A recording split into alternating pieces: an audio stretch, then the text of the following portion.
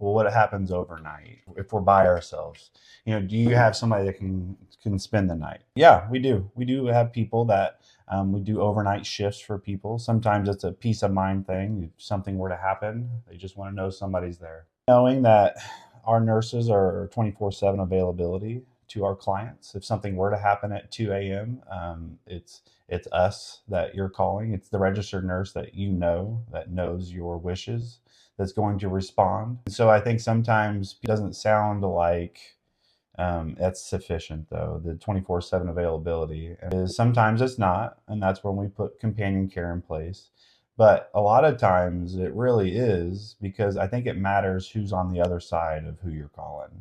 You know, if you're in a facility and you hit the call light at 2 o'clock in the morning, you don't really know who's going to be there and what And they have level of care they're going to be able to personally deliver when they show up. and they have skeleton staffing in hospitals and nursing homes, assisted living. They have the fewest amount of staff that they could possibly get away with to get through the night. So that's going to put your call light time, probably max call light time, are at nights.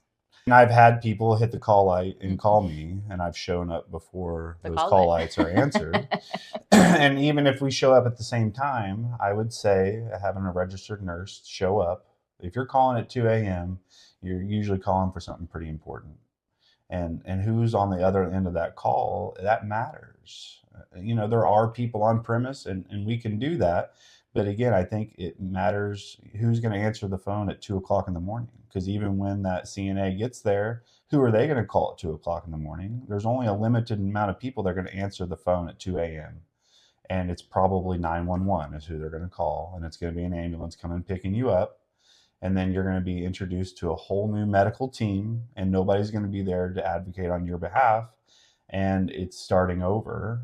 And we take our people to the facility or to the hospital if we need to, and we get them home. And we talk to their doctors while they're there. We talk to the nursing staff throughout the process. And honestly, a bulk of what we do is even preventing those hospitalizations by working with the medical team that's your medical team that's known you for years.